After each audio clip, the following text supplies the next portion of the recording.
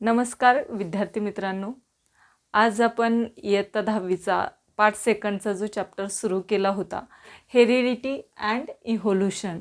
यामध्ये आपण जो काही आपण मागे पॉईंट पाहिला होता तो इव्होल्यूशन पॉईंट पाहिला होता आणि थिअरी ऑफ इव्होल्यूशन. ठीक आहे, आपण याविषयी मागच्या लेक्चरमध्ये आपण अभ्यास केला होता. आपल्याला आजच्या लेक्चरमध्ये अभ्यास करायचा आहे तो आहे इव्हिडन्स ऑफ इव्होल्यूशन. आपण तर अभ्यास केला की इव्होल्यूशन उत्क्रांती कशी होते, कशी झालेली आहे हे आपण पाहिलं, पण याला काहीतरी पुरावा तर पाहिजे की नाही, इव्हिडन्स की इव्होल्यूशन कसं झालं. मग आता ते तर सगळेच म्हणतात की इव्होल्यूशन झालं, मग त्याला पुरावा लागतो. जसं की पहा, एखादं कुणी जर गुन्हा केला असेल तर कोर्टामध्ये काय मागतात रे, पुरावा मागतात. फक्त तो जर गुन्हेगार म्हणला की मी गुन्हा केलेला नाही आहे, किंवा दुसरं एखादं जर म्हटलं की हा याने गुन्हा केला आहे, यावरती कोणी विश्वास ठेवतं का? नाही. म्हणण्यावरती कोणी विश्वास ठेवत नाही, तर त्याला आवश्यक काय असतात, इव्हिडन्स आवश्यक असतात, म्हणजे पुरावे आवश्यक असतात. मग आता इव्होल्यूशन जे पाहिलं आपण आणि त्याची थिअरी ऑफ इव्होल्यूशन पण पाहिलेले, पण त्यासाठी काही एव्हिडन्सची आवश्यकता असते, काही पुराव्यांची आवश्यकता असते, तरच आपण त्यावरती काय ठेवू शकतो, विश्वास ठेवू शकतो, हो की नाही. मग आता आज आपल्याला तेच पाहायचं आहे की जे इव्होल्यूशन झालेलं आहे तर त्यासाठी कोणकोणते एव्हिडन्स आहेत, कोणते पुरावे आहेत, जेणेकरून आपण त्या इव्होल्यूशनवरती काय ठेवू, विश्वास ठेवू. ठीक आहे, मग आपल्याला आज पाहायचं आहे आजच्या लेक्चरमध्ये इव्हिडन्स ऑफ इव्होल्यूशन, म्हणजे पुरातत्वीय पुरावे किंवा उत्क्रांतीचे पुरावे आपण असं म्हणू शकतो. उत्क्रांतीचे पुरावे आपल्याला शिकायचं आहे. तर यामध्ये पहा, आपण जे काही विचार केलेला असतो, पहा, जे आपण अगोदरच्या थेरी पाहिलेल्या आहेत, तर त्यामध्ये आपल्याला माहिती आहे की इव्होल्यूशन ही कोणती प्रक्रिया आहे रे, एव्हरलास्टिंग प्रोसेस आहे, म्हणजे सातत्याने चालणारी प्रक्रिया आहे इव्होल्यूशन. कारण की उत्क्रांती जी आहे ही सजीवांमध्ये करोडो वर्षापूर्वी होत आलेली आहे आणि आणखी सुद्धा काय होतं आहे, इव्होल्यूशन म्हणजे उत्क्रांती घडूनच येत आहे. म्हणजे इव्होल्यूशन जी आहे ही कोणती प्रोसेस आहे, एव्हरलास्टिंग प्रोसेस. एव्हरलास्टिंग म्हणजे सातत्याने चालणारी प्रक्रिया आहे, हे आपल्या यावरून लक्षात येतं. परंतु पहा, यासाठी आपल्याला काही प्रूफची गरज असते. ही प्रोसेस एव्हरलास्टिंग आहे, पण हे सांगण्यासाठी आपल्याला प्रूफ एकत्रित करावं लागतात, पुरावे असावे लागतात. मग याच पुराव्यांचा आपल्याला अभ्यास करायचा आहे. तर फर्स्ट जो काही इव्हिडन्स आहे इव्हिडन्स ऑफ इव्होल्यूशनमधला, तर तो आपल्याला पाहायचा आहे मॉर्फोलॉजिकल इव्हिडन्स. काय पाहायचे, मॉर्फोलॉजिकल इव्हिडन्स. मॉर्फोलॉजिकल इव्हिडन्स म्हणजे बाह्यरूपीय पुरावे. बाह्यरूपीय म्हणजे आपण काय सांगू शकतो की वरून दिसणारे, आपण नजरेमध्ये आपण पाहिलं की त्या क्षणी आपल्याला काय दिसतं की त्याला काय आहेत, दोन डोळे आहेत, त्याला केस आहेत किंवा टक्कल आहे, किंवा काय त्याला कान आहेत, तोंड आहे, हात आहेत, पाय आहेत. हे काय झाले रे, मॉर्फोलॉजिकल इव्हिडन्स म्हणजे बाह्यरूपीय पुरावे जे आपल्याला दिसतात, वरून दिसत असतात. आपण त्याचं निरीक्षण केलं की आपल्याला हे काय होतात, अवयव दिसून येतात, त्याला आपण काय म्हणतो, मॉर्फोलॉजिकल इव्हिडन्स असं म्हणत असतो. मग त्याचाच आपल्याला आज अभ्यास करायचा आहे. पहा, तर आपल्याला काय सांगता येईल, जे काही व्हेरियस सिमिलरिटीज जे आहेत हे आपल्याला दिसून येत असं. सिमिलरिटी आणि डिफरन्सेस जे आहेत हे आपल्याला ॲनिमल्स अँड प्लांट यामध्ये सिमिलरिटी पण दिसून येतात आणि डिफरन्स पण दिसून येत असतात. परंतु आपल्याला जे काही मॉर्फोलॉजिकल इव्हिडन्ससाठी सिमिलरिटी माहिती असणं आवश्यक आहे. मग हेच आपल्याला पाहायचे. पहा, various similarities like a structure of mouth, position of eyes or ears, structure of nostrils and air pinna and thickly distributed hair on body are seen in animals. आपल्याला पहा, ॲनिमल्समध्ये काय काय दिसून येतं हे लक्षात ठेवायचं आहे. कोणकोणती सिमिलरिटी दिसून येते कशामध्ये रे, ॲनिमल्समध्ये पाहायचे. पहा, आपल्याला इन ॲनिमल्स काय पाहायचेत आपल्याला, व्हेरियस सिमिलॅरिटीज. मग या सिमिलरिटीज कोणत्या आहेत ॲनिमल्समध्ये दिसून येणाऱ्या, तर फर्स्ट आहे पहा, structure of mouth. Structure of mouth.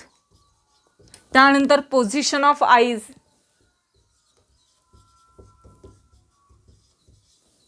Position of eyes. Then आणखी काय, structure of nostril, structure of nostrils and air pinna,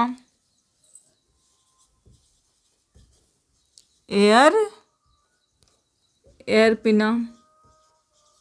आणखी काय पाहता येईल रे? and thickly distributed hairs on body, and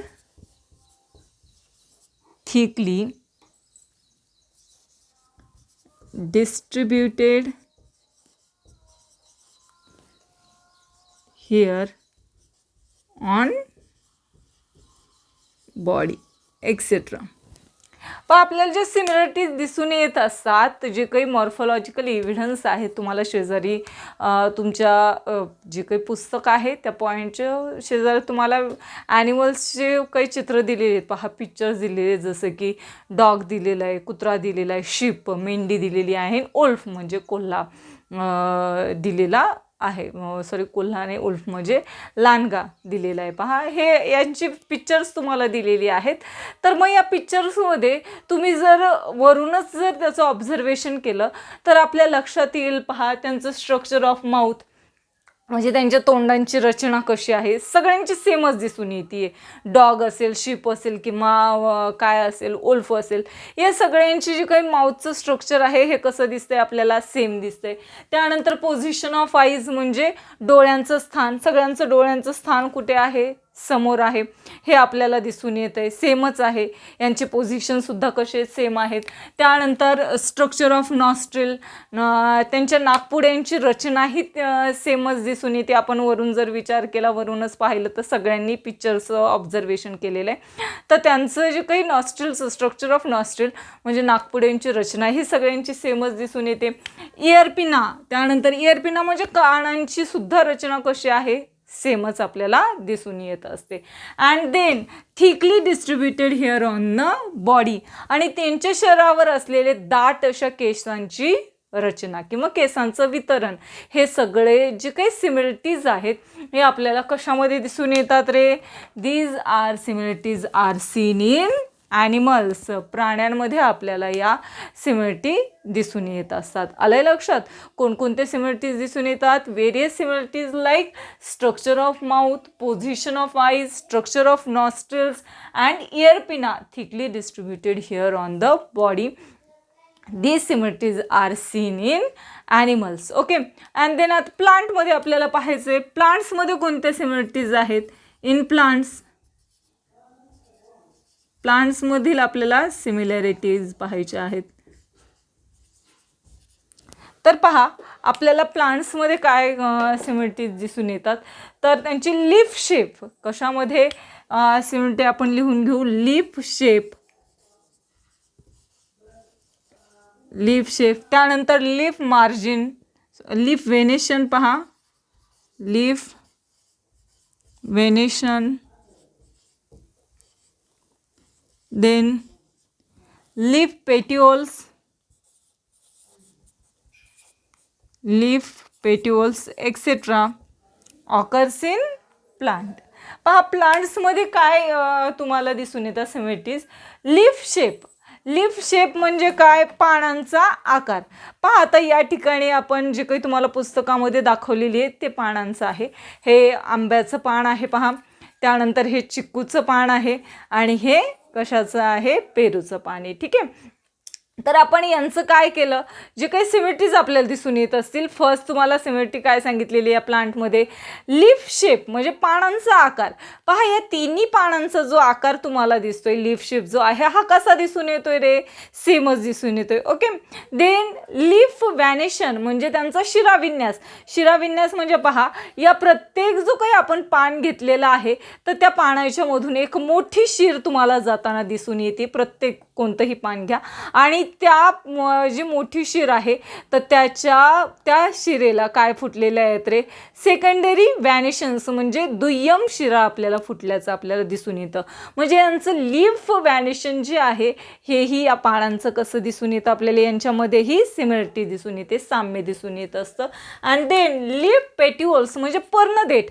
पहा, आता या ठिकाणी हा काय? पर्णदेठ आपल्याला दिसून येतोय. हा पर्नरेट मँगोचा आहे. त्यानंतर हा कशाचा आहे रे, चिकूचा आहे. आणि त्यानंतर पहा जो काही याला पण काय जे आपण गवा घेतलेलं आहे म्हणजे पेरू घेतलेला आहे, तर याचं पण आपण जर देठ पाहिलं तर यांच्यामध्ये पण आपल्याला काय दिसून येते, सिमिलिटी दिसून येत असते. आता या ठिकाणी तुम्हाला थोडंच दिसेल पहा जे काही पेरू आहे त्याचा, परंतु हे जे चिकू आणि मँगोज आहेत आंबा यांचे देठ तुम्हाला दिसून येतील आणि यांच्यामध्ये आपल्याला काय दिसून येते रे, सिमिलिटी दिसून येत असते. मग आपण जरी काय घेतले प्लांट्सचं कॅरेक्टर जर घेतलं तर त्यांच्यामध्ये सुद्धा आपल्याला सिमिलिटी दिसून येत असते. आणि ह्या सिमिलॅरिटीज ज्या आहेत या कशामध्ये दिसून येतात, there leaf shape, leaf venation and leaf petioles etcetera. These are the similarities are seen in plants. या आपल्याला वनस्पतींमध्ये साम्यपणा दिसून येतो.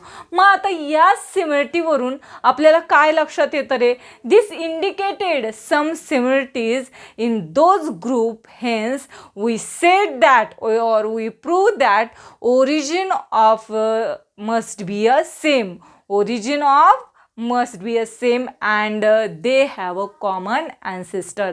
म्हणजे आपण काय सांगू शकतो, यांचा जो काही उगम आहे हा दोन्हींचाही कसा असेल, म्हणजे ॲनिमल्स, सगळ्या ॲनिमलचा जो काही ओरिजिन आहे हा कसा असेल, सारखाच असेल. किंवा जे वनस्पती आहेत, प्लांट जे आहेत यांचंही ओरिजिन कसं असेल, सेम असेल असं आपण सांगू शकतो. And they must have a common ancestor. आणि यांचे पूर्वजही कसे असतील, सारखेच असतील असं आपल्याला यावरून दिसून येतं. हे काय आहेत, मॉर्फोलॉजिकल इव्हिडन्स. म्हणजे वरूनच आपण जर काय पाहिलं, यांचं निरीक्षण केलं तर आपल्याला यावरून काय सांगता येऊ शकतं, they prove that the origin must be a same and they must have a common ancestor. हे काय पाहिलं आपण, मॉर्फोलॉजिकल इव्हिडन्स पाहिलेलं आहे, लक्षात आलेलं असेल पहा. त्यानंतर या पुढचा जो काही पॉईंट आहे तो आपल्याला पाहायचा आहे, ॲनाटॉमिकल इव्हिडन्स. काय पाहायचं आहे, ॲनाटॉमिकल इव्हिडन्स म्हणजे शरीरशास्त्रीय पुरावे. याविषयी आपल्याला अभ्यास करायचा आहे. शरीरशास्त्रीय पुराव्यांचं म्हणजे आता आपल्याला अंतर्गत जे काही आपले शरीराच्या आतमधील अवयवांचा आपल्याला थोडासा विचार करायचा आहे. तर कशा प्रकारे विचार करायचा आहे पहा. तुम्हाला जे काही ॲनिमल्स माहिती असतील, सगळ्या प्राण्यांची नावं माहिती आहेत, त्यांचं आपल्याला ऑब्झर्वेशन करायचं आहे. तर पहा, आपण जर कशाचं ऑब्झर्वेशन केलं, ह्युमन्स हँड म्हणजे मानवाचा हात जो आहे, ह्युमन हँड लक्षात येते, ह्युमन हँड मानवाचा हात असेल. त्यानंतर आणखी कॅट्स फोर लेग म्हणजे मांजरीचा पाय, कॅट फोर लेग म्हणजे मांजरीचा पाय. त्यानंतर flipper of whales, flipper of whales म्हणजे काय, देवमाशाचा पर असेल, म्हणजे पर असतात की नाही पोहण्यासाठी, त्या देवमाशाचा पर असेल त्याला आपण म्हणतो flipper of whales. And patagium of bat, कशाचं, पॅन्टेजियम ऑफ बॅट म्हणजे वटवाघुळीचे काय असतील, वटवाघुळीचं उपचर्म असेल. तर पहा, यामध्ये आपल्याला किंवा पंख असतील वटवाघळाचे. तर यामध्ये आपण जर वरून जर पाहिलं, जसं की मॉर्फोलॉजिकल इव्हिडन्ससारखं जर आपण त्यांचं मॉर्फोलॉजिकल ऑब्झर्वेशन केलं या सगळ्यांचं, तर आपल्याला यांच्यामध्ये सिमिलरिटी दिसून येते का रे, नाही. कशामध्ये, ह्युमन हँड म्हणजे मानवाचा हात पाहिला आपण. फ्लिपर ऑफ काय पाहिले आपण, फ्लिपर्स ऑफ वेल्स म्हणजे देवमाशाचे पर पाहिला. त्यानंतर आणखी काय पाहिलं आपण, जो की पॅन्टेजियम ऑफ बॅट म्हणजे कशाचं, वटवाघुळाचा पंख पाहिला. किंवा फोर लेग ऑफ कॅट म्हणजे मांजराचा पाय जर पाहिला. तर यामध्ये आपल्याला जर मॉर्फोलॉजिकल आपण ऑब्झर्वेशन केलं, बाह्यरूपी जर निरीक्षण केलं, तर यामध्ये आपल्याला सिमिलरिटी दिसून येते का, सगळ्यांनी हे पाहिलेलं आहे. तर यामध्ये आपल्याला सिमिलरिटी दिसून येत नाही, आपल्याला काय होत नाही, यामध्ये सारखेपणा, साम्य दिसून येत नाही का. आपल्याला पहा, similarity use of two structure is a different respective humans म्हणजे जे त्यांचं जे काही स्ट्रक्चर आहे, त्यांची जी रचना आहे, प्रत्येक जो आपण पाहिलं व एक्झाम्पल पाहिलं तर त्यांचं स्ट्रक्चर कसं आहे रे, डिफरंट आहे. आणि विथ रिस्पेक्टिव्ह ह्युमन म्हणजे मानवाचं जर विचार केला तर त्यापेक्षा ह्या बाकीच्यांचे जे काही आपण जर निरीक्षण केलं यांच्या अवयवांचं, हे कसं आहे, डिफरंट आहे, वेगळं आहे. म्हणजे यामध्ये आपल्याला साम्य दिसून येत नाही. We can not see a similarity in those animals. Okay, मग आता पहा, मग आता हे ॲनाटॉमिकल इव्हिडन्स कसं होऊ शकतं? यांच्यामध्ये तर आपल्याला सिमिलरिटी दिसून येत नाही. मग कशामध्ये आपल्याला सिमिलरिटी दिसून येईल बरं या ॲनाटॉमिकल इव्हिडन्समध्ये? तर पहा, यामध्ये आपल्याला जर आपण कशाचा विचार केला, वरचा विचार न करता कशाचं शरीरशास्त्रीय म्हणजे अंतर्गत विचार करायचा आहे आपल्याला यामध्ये, तर यामध्ये आपण कशाचा विचार करायचा आहे या इव्हिडन्ससाठी? There is similarity of structure of bones. कशामध्ये सिमिलरिटी दिसून येते आपल्याला? याच्यामध्ये सिमिलॅरिटीज दिसून येतात. कशामध्ये दिसून येते रे? Structure of bones. Structure of bones म्हणजे हाडांची रचना. हाडांची रचना कशी आहे त्यावरून. त्यानंतर आणखी कशामध्ये दिसून येतात? Bony joint in organs. Bony joints in organs. Bony joints in organs of each of this organs म्हणजे जी काही शरीराची जोडणी असते तर त्या जोडणीमध्ये सुद्धा आपल्याला काय दिसून येते? सिमिलरिटी दिसून येत असते. फॉर एक्झाम्पल पहा, आपण या ठिकाणी अशी जी काही आपले हाडं असतात, ठीक आहे,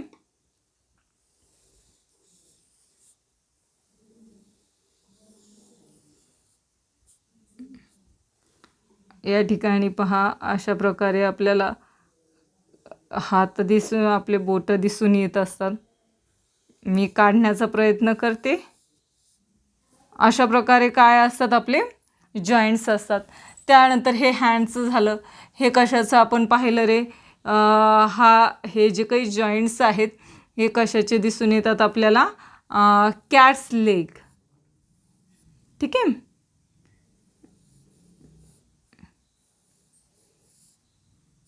कॅट्स लेग.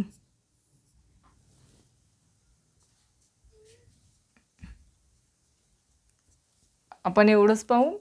हे जे काही आपल्याला दिसून येत आहे तर कशामध्ये सांगितलं आहे? स्ट्रक्चर ऑफ बोन्स म्हणजे यांच्या कशाची? हाडांची रचना. आणि बोनी जॉईंट्स इन ऑर्गन्स म्हणजे हे काही जॉईंट्स आपल्याला दिसून येत आहेत. हे जॉईंट्स जे आहेत यांच्यामध्ये, तर या जॉईंट्समध्ये पण आपल्याला काय दिसून येते? सिमिलरिटी दिसून येत असते. मग हे यावरून आपल्याला काय सांगता येतं रे? They also have a common ancestor. म्हणजे यावरून आपल्याला सांगता येतं की यांचाही पूर्वज कसा असेल? सारखाच असेल. कशावरून? त्यांच्या सिमिलरिटीजवरून. काय ॲनाटॉमिकल एव्हिडन्समध्ये काय सिमिलरिटीज दिसून येतात? Structure of bones and bony joint in organs. There similarities are seen in the animals and these similarities indicate the animals have a common ancestor. यांचा आपण पूर्वज एक असू शकतो असं आपल्याला सांगता येतं. हे आपण कशामध्ये पाहिलं? ॲनाटॉमिकल एव्हिडन्समध्ये. आपले जे काही एव्हिडन्सचे 2 पॉईंट आपण पाहिले, मॉर्फॉलॉजिकल एव्हिडन्स अँड ॲनाटॉमिकल एव्हिडन्स. दोन्ही पण चांगल्या प्रकारे तुम्हाला समजलं असेल अशी मी अपेक्षा करते. आणि त्यानंतरचे जे काही थर्ड एव्हिडन्स जो आहे वेस्टिजियल ऑर्गन्स हा आपण पाहणार आहोत.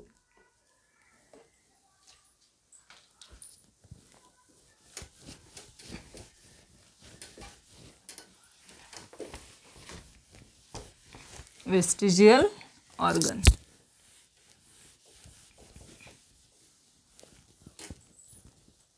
बंद केले, करा ना मग.